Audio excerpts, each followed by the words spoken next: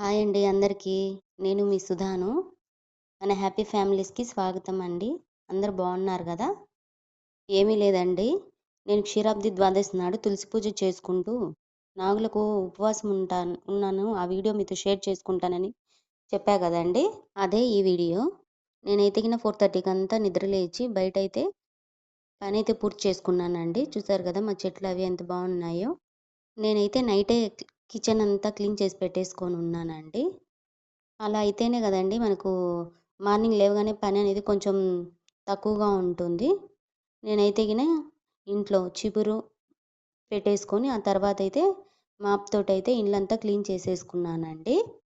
పని అంతా పూర్తి అయిపోయేసరికి 5:30 అలా అయిందండి. అప్పుడు నేనైతే స్నానానికి వెళ్ళేసి, పూజకు కావాల్సిన ఏర్పాట్లు అవి ప్రిపేర్ చేసుకుంటూ ఉన్నానండి.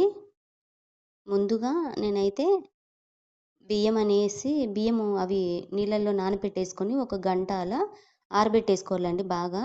ఎందుకంటే చలివిడి ప్రసాదం మనం మెయిన్ ఇంపార్టెంట్ చలివిడి, నూగులు గానీ ముందు రోజే కడిగి ఆరబెట్టేసుకోవాలండి బాగా. 2 అయితే కలిపి పిండి చేసి పెట్టేసుకోవాలి. చలివిడి, నూగుపిండి. ఆ తర్వాతొచ్చేసి మనము ఇవి వస్త్రం అనేసి నాగులకి మెయిన్ ఇవి ముఖ్యమైనటివండి. ఆ వస్త్రాలైతే నేను 3 అయితే తయారు చేసుకొని పెట్టేసుకున్నాను. ఆ తర్వాతొచ్చేసి ఇది చలివిడి, నూగుపిండితో పాటు ప్రసాదంగా నాగులకు ముఖ్యమైనది సొద్దలండి. అవి కూడా ముందు రోజే నీళ్ళల్లో నానబెట్టేసుకొని నైట్ బొరకల గిన్నెలో వేసేసి వడేసుకోవాలండి. ఆ తర్వాతొచ్చేసి ఒక బట్టలో అలా బిర్రుగా కట్టేసి పొద్దున్నే తీసేసుకుంటే మనం గుడికి వెళ్ళే టయానికి అలా మొలకలైతే వస్తాయండి. అక్కడికి పూజకు తీసుకుపోవాల్సినటివన్నీ తయారు చేసుకునేసరికి మధ్యాహ్నం వచ్చేసి 11:30 అలా టైం అయిందండి. మేము గుడికి వెళ్ళేసరికి. మేమైతే నాగులకు ఒక్క పొద్దు వచ్చేసి కార్తీక మాసంలో ఉంటామండి. కొంతమంది వచ్చేసి శ్రావణ మాసంలో ఉంటారు. అలాగే నాగుల చవితి రోజు కూడా కొంతమంది ఉంటారండి. అట్లా ఎవరింటి ఆచారం ప్రకారం వాళ్ళు కార్తీక మాసంలోను, శ్రావణ మాసంలోను, నాగుల చవితి రోజు ఒక పొద్దైతే ఉంటారండి. అలా కొంతమంది పుట్టకు కూడా ఉంటారు. ఇలా నాగులకు కూడా ఉంటారండి. చూశారు గదా! మేము వెళ్ళేసరికి చాలామంది ఉన్నారండి. చాలామంది పూజ కూడా పూర్తి చేసుకొని ఇంటికి వెళ్ళినట్లున్నారండి. ఉపవాసం కూడా కొంతమంది ఆ రోజు ఆఫ్టర్‌నూన్ వరకు ఉంటారు. మరి కొంతమంది వచ్చేసి మరుసటి రోజు మార్నింగ్ వరకు ఉంటారండి. చూస్తున్నారు కదా! అందరూ ఎలా పూజ చేస్తున్నారో.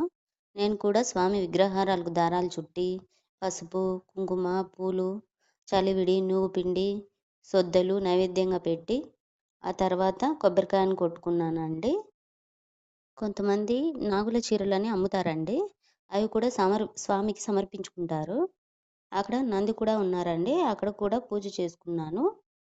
అబ్బా! అక్కడ కోతులైతే చాలా అంటే చాలా ఉన్నాయండి. ఓపెన్ ప్లేస్ కాబట్టి అక్కడ పెట్టిన ప్రసాదాలు, మనం తీసుకుపోయిన బుట్టలు అన్నీ మనుషుల దగ్గర ఉండేటివి లాక్కొని ఎట్లా పడితే అట్లా చేస్తానియండి. అక్కడ వచ్చిన వాళ్ళు తోలుతా ఉన్నా వాళ్ళ పైకి తిరగబడతా ఉన్నాయి. ఆ గుడి చెరువు కట్ట దగ్గర ఉంటుందండి. వ్యూ అయితే చాలా అంటే చాలా బాగుంటుంది. ఆ గుడికి ఒకవైపు వచ్చేసి శివాలయం ఉంటుందండి. ఇంకోవైపు వచ్చేసి ఆంజనేయ స్వామి గుడైతే ఉంటుంది. ఆంజనేయ స్వామి గుడిలో వచ్చేసి మళ్ళీ పక్కన వేణుగోపాల స్వామి గుడి ఉంటుందండి. అక్కడ కోతులు చూడండి ఎలా ఉన్నాయో, చెట్ల పైన అస్సలు పూజ కూడా చేసుకోనివ్వలేదండి. ఇప్పుడు టైం అయితే 12:30 అలా అయిందండి. ఇంకా వస్తూనే ఉన్నారు. చూసారు కదా ఎలా ఉన్నారో ఇంకా జనాలందు. అక్కడైతే పూజ అయితే పూర్తి అయిపోయిందండి నాగుల దగ్గర. మేము వచ్చేసి పక్కనే ఆంజనేయ స్వామి టెంపుల్ ఉంది అన్నాను కదా! అక్కడికైతే వెళ్ళామండి. అక్కడ మా పాప అయితే పూజ చేసిందండి. ఆంజనేయ స్వామి భక్తురాలు. నేను ఉపవాసం అయితే మరుసటి రోజు మార్నింగ్ వరకు ఉందామనుకున్నానండి. కానీ ఆ రోజు నైటే మా వీధిలో ఒక కారణం చేత హడావిడిగా 8:30కంతా ఉపవాసం అయితే చెల్లించేసుకున్నానండి. అలా ఆ రోజు హడావిడిగా క్షీరాబ్ది ద్వాదశి రోజు తులసి పూజ, ఈ ఒక్క పొద్దు అనుకోకుండా రాత్రికి రాత్రే ఆ ఒక్క పొద్దు చెల్లించడము జరిగిపోయింది. మా పాప ఆంజనేయ స్వామి పూజ కూడా అయిపోయిందండి. మీకు ఈ వ్లాగ్ నచ్చింది అని అనుకుంటున్నాను. నచ్చితే మన హ్యాపీ ఫ్యామిలీస్‌ని సబ్స్క్రైబ్ చేసుకోండి. నచ్చితే లైక్ చేయండి, షేర్ చేయండి ప్లీజ్.